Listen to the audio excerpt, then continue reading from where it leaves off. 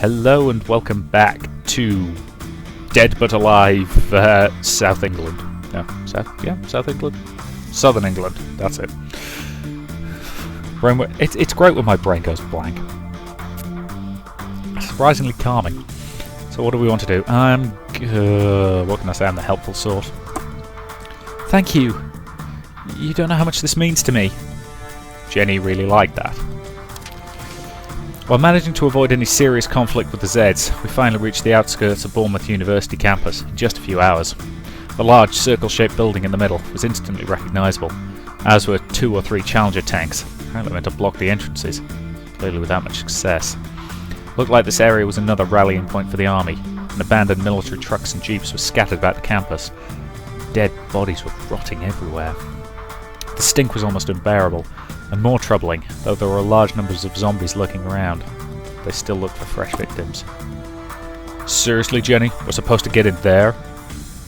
I know a secret entrance. Secret entrance, eh? Okay, impress me. Over here. Jenny leads you around the complex to a doorway hidden behind some debris, and she manages to get you inside without attracting any attention from the zombies. That went surprisingly well. Where's your friend? We've set up camp in one of the classrooms. Follow me. A couple of corridors and doors later.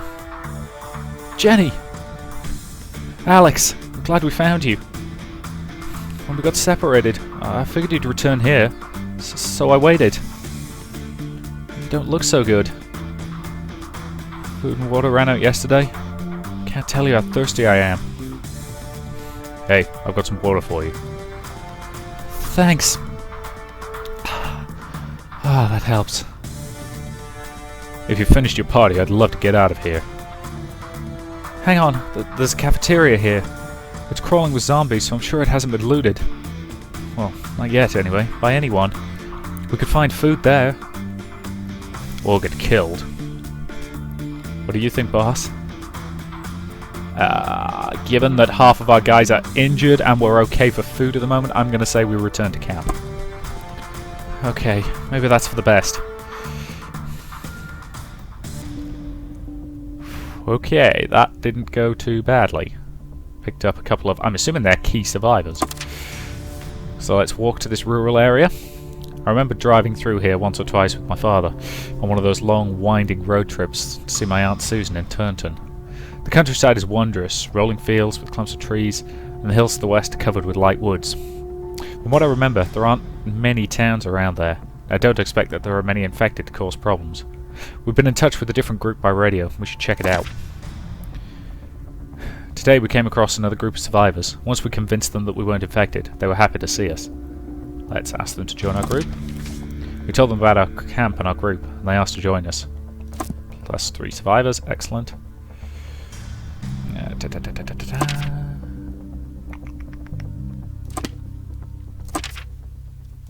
a little far. We could do with getting some more food, actually. I just passed here on a trip to Wells. The landscape is beautiful, typical English countryside with a patchwork of wheat fields and arable crops that are bordered by hedges and crisscrossed with roads. The area is sprinkled with villages and farmhouses, but the population density is quite low, so there probably aren't many Zeds hanging around. We expect to find a little food here. Visiting the area should represent a low risk. Worried about our supplies running out, we went to explore a tiny village far from the city. I had a bad feeling about the house we eventually broke into, but there was no sign of any trouble. As we smashed a window and went inside, it almost felt like an ambush. No sooner had we entered the location than a wave of zombies emerged from all sides. At least it's only a rank 4 guy. How are you? Okay, you're not awful in combat. You're not good, but you're better than Renette, who is really, really terrible.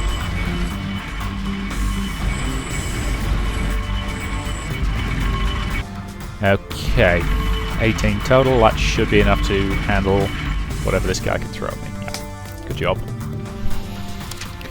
We only survived this time because we worked together. We watched each other's backs. We have to stick together. Death is never pleasant, but sometimes it's the only way for us to stay alive. And guess what happened next? One bedroom was small and stale smelling, and a creepy black mould on the damp walls. We searched the place and found a tin box containing several bars of milk chocolate, food plus 15. Plus the dining room had a large table of dark wood, and above it a shotgun case. And inside we found 4 new shotgun shells.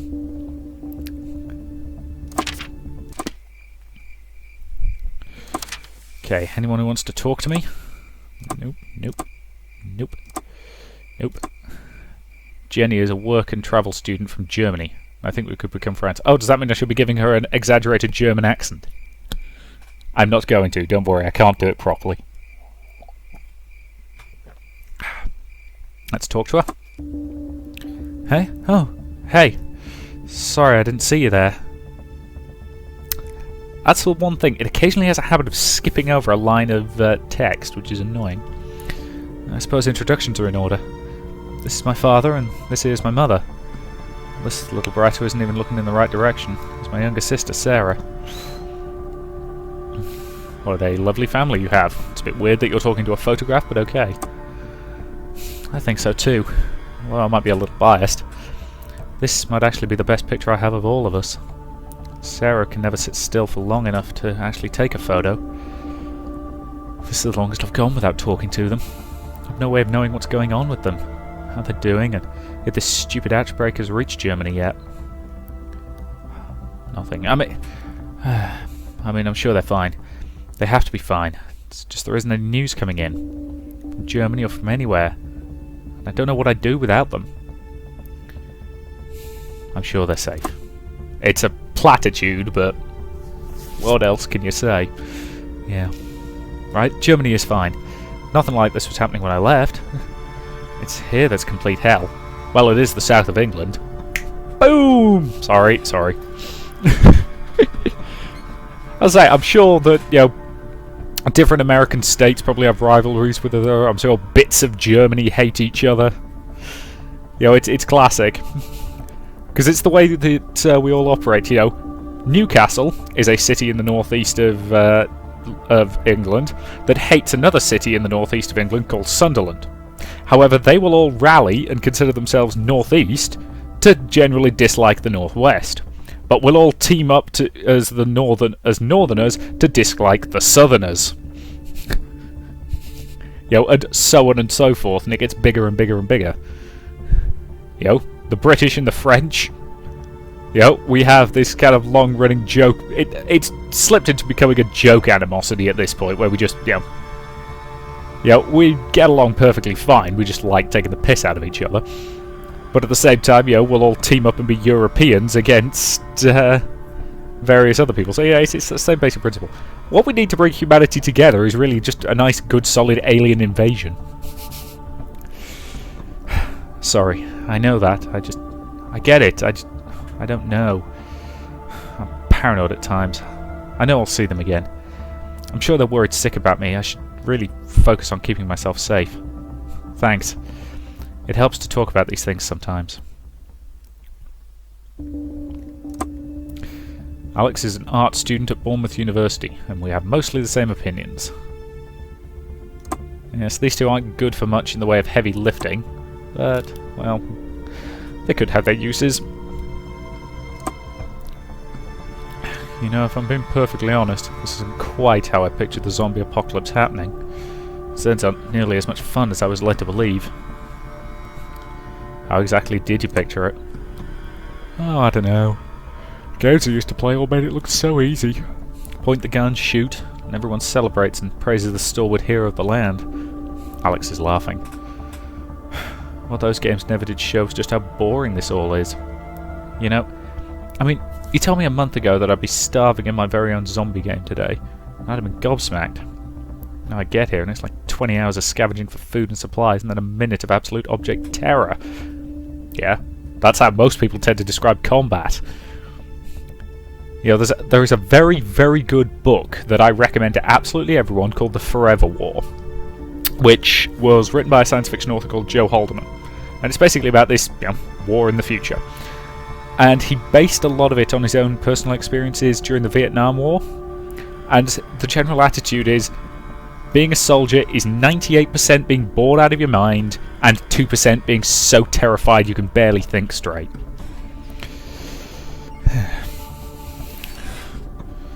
Did you ever play Dead but Alive? Oh, that's a bit meta, isn't it? Whoa, look at you busting out the classics. Of course I did. Told me everything I needed to know about... Stop doing that, you pesky game. Well, anyway, you let me know if you need anything. I still don't feel like I'm pulling my own weight around here, so call on me whenever you need to.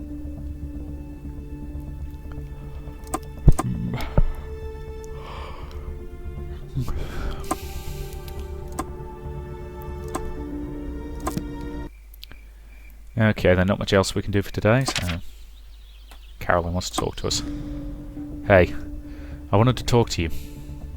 Sure. We urgently need a real doctor around here. Agreed. You know, I grew up on a farm around here, and I remember a vet that was living in the countryside near Soulspear. He always came and treated our animals. Yeah, vets and doctors, slightly different skill sets. He's not a real doctor, I know. He might be the closest thing to a doctor we can get around here. But I don't even know if he's still alive. But I think it's worth checking out. Your location is marked on your map. Fair enough. Thank you, Caroline. It will be worth checking. Hello, Jenny. Oh, hey. I'm sure you can help me with this. What does knackered mean?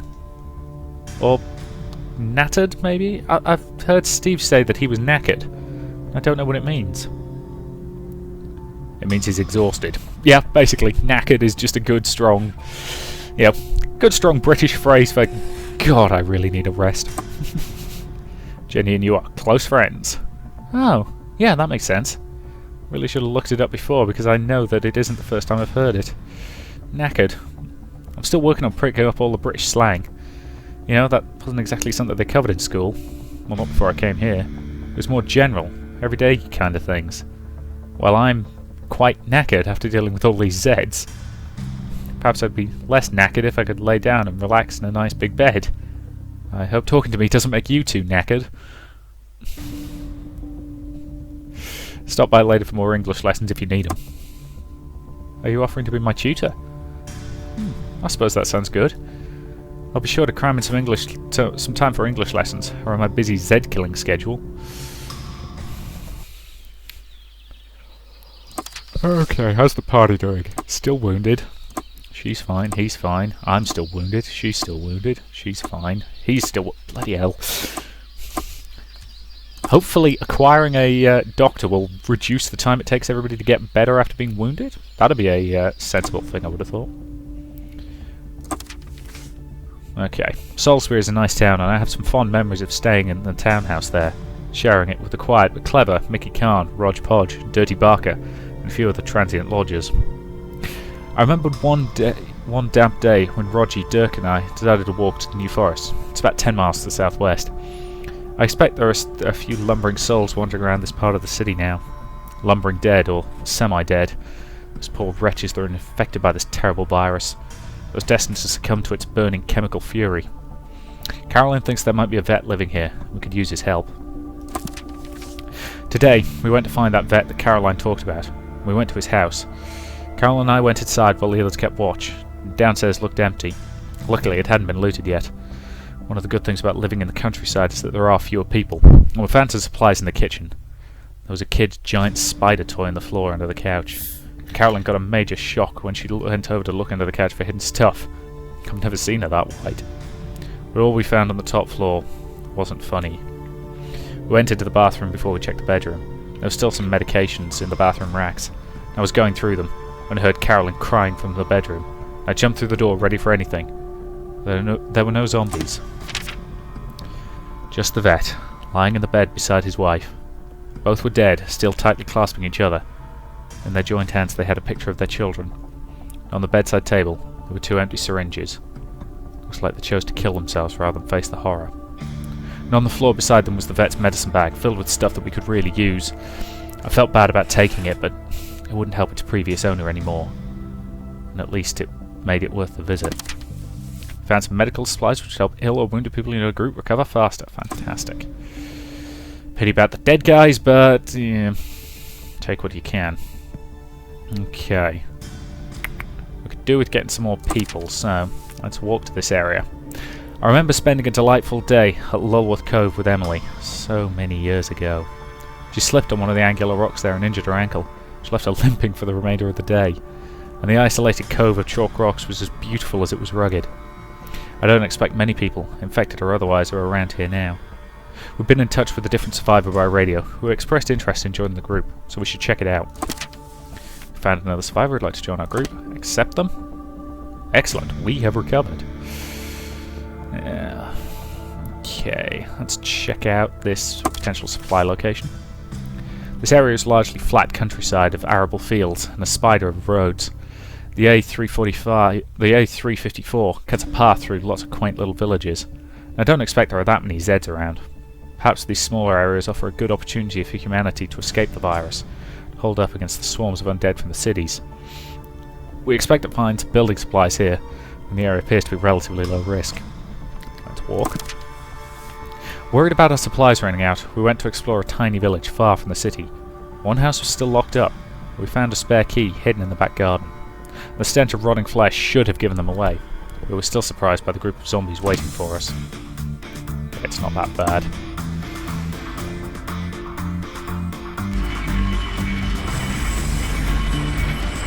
Okay.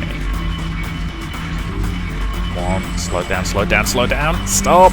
Oh god, that was bloody close.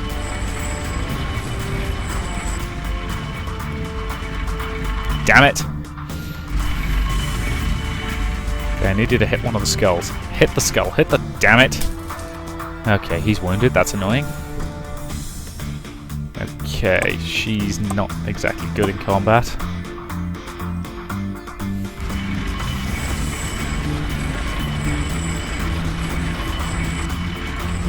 No, no, damn it! You know, I think this game hates me. Given how often I hit those skulls, given the odds of it happening. You know, the odds of it happening are 1 in 7, and it keeps bloody happening. Okay. I shall avenge you, random survivor person. Probably that one we just picked up, to be honest. That'll be embarrassing. Join our group, you'll be safe with us. Dead. 24, I'll take that. Haha. I don't actually remember much of the fight. That part of my brain was just switched off. It's probably for the best. I keep trying to make sense of it all, to see some good in all this madness. There's nothing good about this. The zombies don't feel loss or grief, and we can't afford to either. Okay, anyway. More than that, there were a few shotgun shells hidden in the chest of drawers in the bedroom, and we decided to break up the kitchen cupboards for building materials. Okay, we've got decent ammo at the moment, so I think I'm going to go back to camp and organise a group hunt after I talk to Carolyn. What we found today in the vet's house. I can't forget it. Calm her. I'm wondering what happened to my parents. I tried to get back to the farm, you know, but there were too many zombies around that I couldn't. I simply put an arm around her.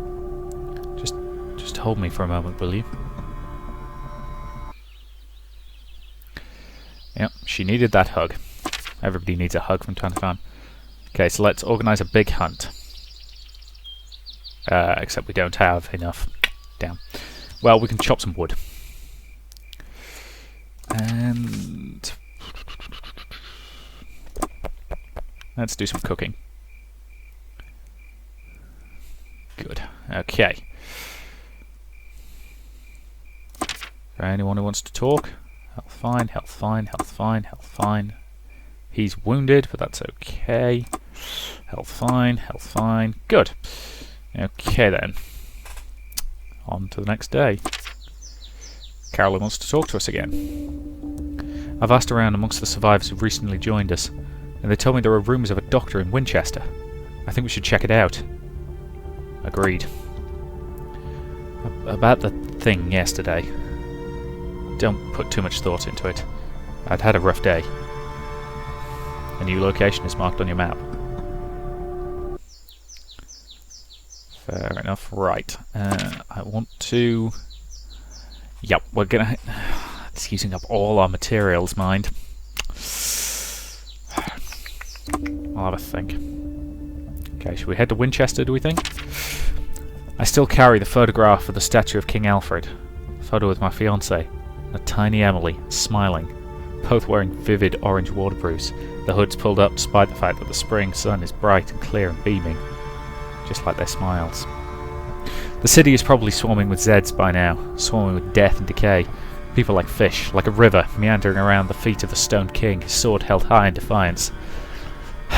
Caroline thinks there might be a doctor living here. We could use his help. Okay, let's walk. We went to investigate rumours of a doctor still practising, or at the very least living in Winchester, and using the directions we'd been given, we found a house on the outskirts of town. As we drew closer, a gunshot passed within inches of my ear. I could well have been killed. He lost 12 AP. Stop! Not one more step! My friends, don't shoot! I'll be the judge of that. What are you doing here? We've been looking for you. And why would you do that? We're a big group. We've got food and shelter. We've also got wounded. We heard you're a doctor. Is that true? I was once. I retired from the NHS years ago. We've heard you helped people.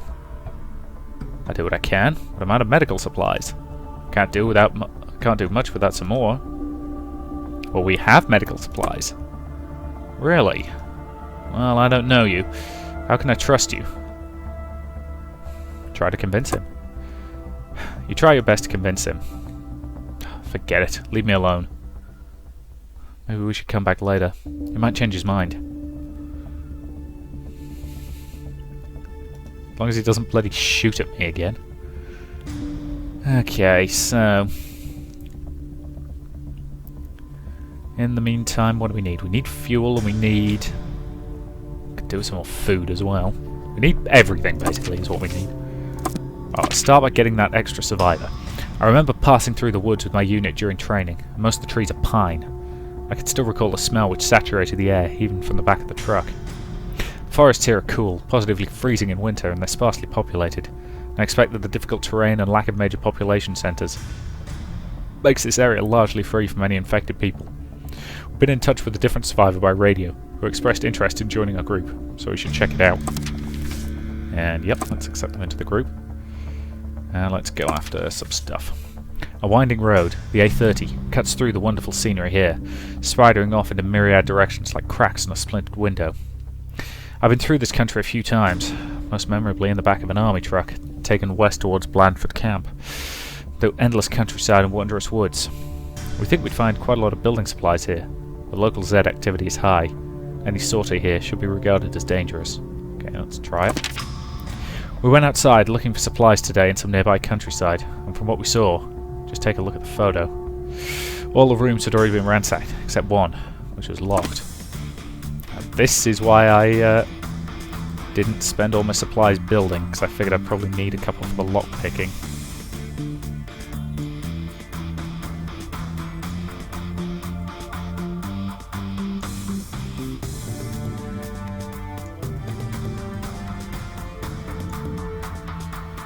I think I'm close though. There we go. We took everything that might be useful, and inside we found a stash of conserves and and we also hit on a bunch of tools. That's not bad. Okay. It's close and it's potentially got food, so let's go there. This is a largely rural area, the small town of Sherbourne being the most populated area. Population are probably all infected by now. We expect to find some food here, and the area seems to be of relatively low risk. Today, we went out to investigate an area in the countryside, far from the hordes roaming the city. One house was still locked up, but we found a spare key under the doormat. Cold and dark, this house had clearly been abandoned for some time. In one of the kitchen cupboards, we found a pile of crackers still sealed and fresh. Most delightful. Moreover, in the bathroom we found a safe embedded in the wall. The door was open, swinging eerily. There were some papers inside and a handful of pistol bullets, which we immediately took possession of. Additionally, a cute wooden shed in the garden held many tools, shears and other such things. Among items we found a few small cans of fuel, obviously intended for a lawnmower, though that device was nowhere to be found. Pity, lawnmowers make fantastic zombie-killing implements. We took the fuel for ourselves, and the workshop attached to the house was well equipped. We salvaged a large collection of wooden beams, garden wire, even some metal tubing for building with as well. Okay, let's head back to camp. Don't think there's much we can do for the evening. No. Okay.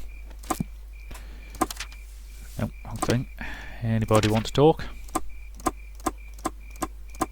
No. Okay, but everybody is healed up and fighting fit, which is good. Check the defences. Okay, I'll build that fence tomorrow. Next day.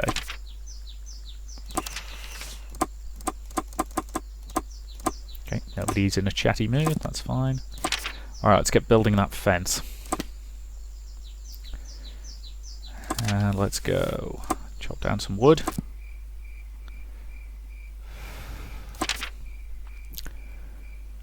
And let's place a few traps. Lose 5 AP, lose 4 material. Place some traps and get seriously 2 food in exchange for 5 material. That's not bloody worth it. Steve wants to talk to us. Oh dear. I think we should check out the police station in Bournemouth. Why? I don't think we'll find any help there.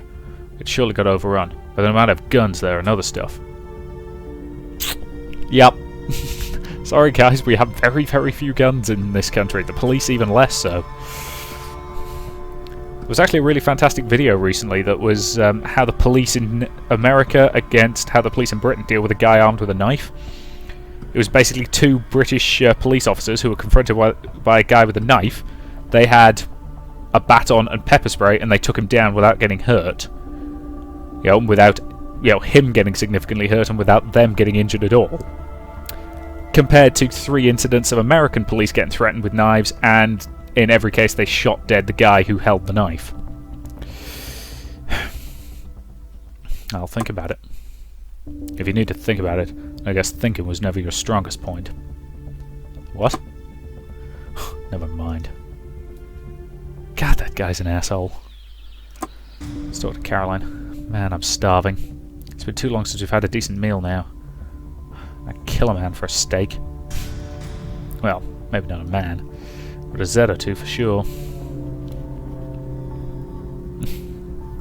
You'd have to fight me for it. Oh, really now? Well, no offense, but I think I can take you, especially if steak's on the line. Tell you what, I'll save you the pummeling and just share it with you. What about you? Any food you've been missing? I'll settle for anything that ain't out of a can. Now that's something I can agree on. Some fresh fruit and veg sounds amazing right now. I had some canned peaches yesterday, and I'd have better off just eating the can. Alright, you know what? Next time I find some food on a raid, let's set some time aside and we can have a nice little dinner together. What do you say? It's a date. A date? Cheeky. Didn't say anything about a date. Now, what the hell? You show up in your Sunday best, and we'll call it a date.